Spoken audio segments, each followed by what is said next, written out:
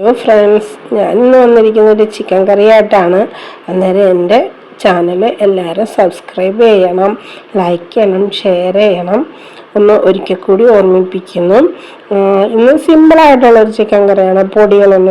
പൊടികൾ മാത്രം ചേർത്ത് വറുത്തരക്കാത്ത, അങ്ങനെ ഫ്രൈ ഒന്നും ചെയ്യാതെ സാധാ ചെറിയുന്ന രീതിയിൽ ഓയിൽ കുറച്ചുള്ള ചിക്കനാണ്. അതിന് 3 സവോള എടുത്തിട്ടുണ്ട്, ഇഞ്ചിയുണ്ട്, പച്ചമുളകുണ്ട്, വെളുത്തുള്ളിയുണ്ട്, കരിവേപ്പിലയുണ്ട്, പച്ചമുളക്. ഇത് ഹസ്ബൻഡായിട്ടോ ഇതെല്ലാം അരിഞ്ഞു തന്നു. പുള്ളിയാണ് ഹെൽപ്പ് ചെയ്തതാണ് ഇങ്ങനെ കാണുന്ന സവോള എല്ലാം അരിഞ്ഞ് എല്ലാം കൂടി ഒന്നിച്ചാക്കി തന്നത്. അതുകൊണ്ട് എനിക്കിത് തിരഞ്ഞു മാറ്റാനായിട്ട് പാടായിരുന്നു. അതിന് പാൻ എടുത്ത് വെച്ച് ചൂടാക്കി അതിലേക്ക് എണ്ണ ഒഴിച്ചിട്ട് സാധാരണ നമ്മൾ വരട്ടുന്ന പോലെ ഇത് നന്നായിട്ട് വരട്ടിയെടുക്കുക. എൻ്റെ ജലദോഷം മാറിയിട്ടില്ല, പനി മാറി, പക്ഷെ നന്നായിട്ട് ശബ്ദം അടഞ്ഞു തന്നെയാണ് ഇരിക്കുന്നത്. അതൊന്നും പെട്ടെന്ന് വെന്ത് കിട്ടാനായിട്ട് ഒരു സ്പൂൺ ഉപ്പ് ഞാൻ ഇടുന്നുണ്ട്. ചിക്കന് ഉപ്പും മഞ്ഞൾപ്പൊടിയും മുളക് പൊടി ഗരം മസാലയും ഉപ്പും കൂടി ചേർത്ത് ഇത്തിരി വിനാഗിരിയും കൂടി ചേർത്ത് കുഴച്ച് വെച്ചേക്കുന്നതാണ് ചിക്കൻ. അതുകൊണ്ട് ഇതിന് 1 സ്പൂൺ ഉപ്പും കൂടി ഞാൻ ചേർത്തിട്ടുണ്ട്. തക്കാളി ഒന്നും ചേർക്കുന്നൊന്നുമില്ല, വെറുതെ സാധാ നമ്മൾ വെക്കുന്ന ചിക്കനാണ്. പെട്ടെന്നൊരു ചിക്കൻ വെക്കുക എന്നാണ് ഞാൻ ഉദ്ദേശിച്ചേക്കുന്നത്.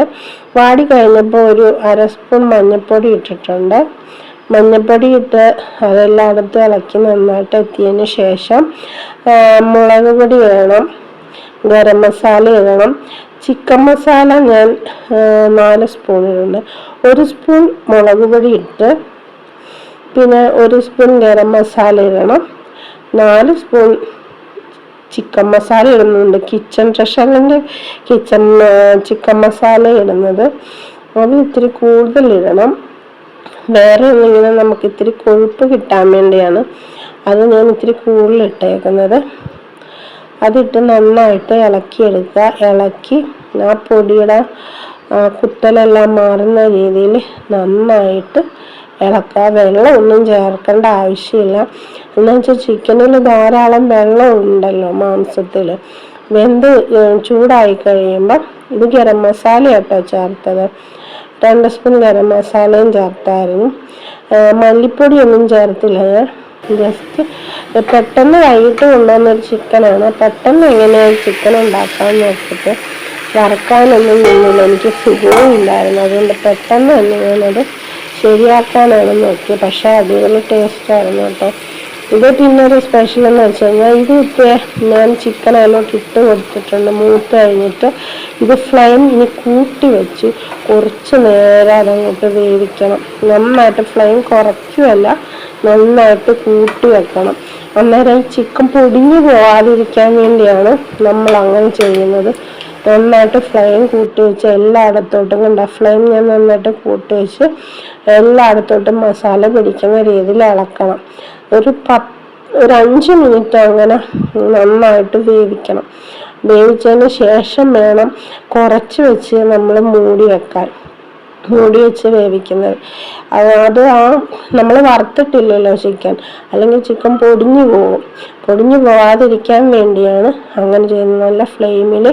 നല്ല ഫ്ലെയിമിൽ നന്നായിട്ട് അതങ്ങോട്ട് വരട്ടണം.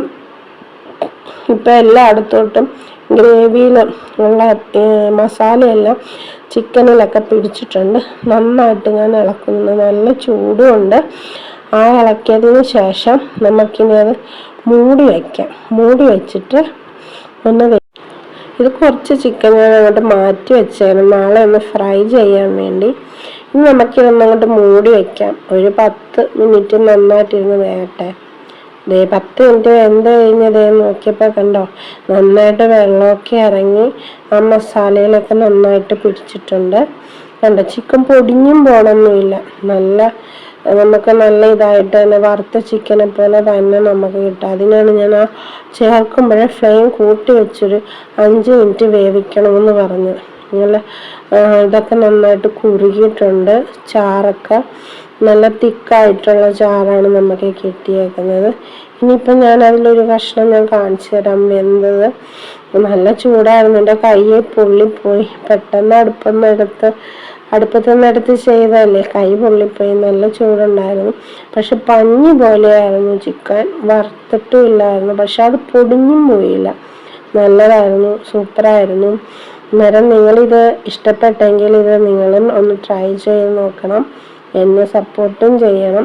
സാധാ നമ്മൾ വറുത്തൊക്കെ എടുക്കുമ്പോൾ കൂടുതൽ ഓയിലി ആവുമല്ലോ. എന്നാൽ എല്ലാവർക്കും ബൈ കേട്ടോ.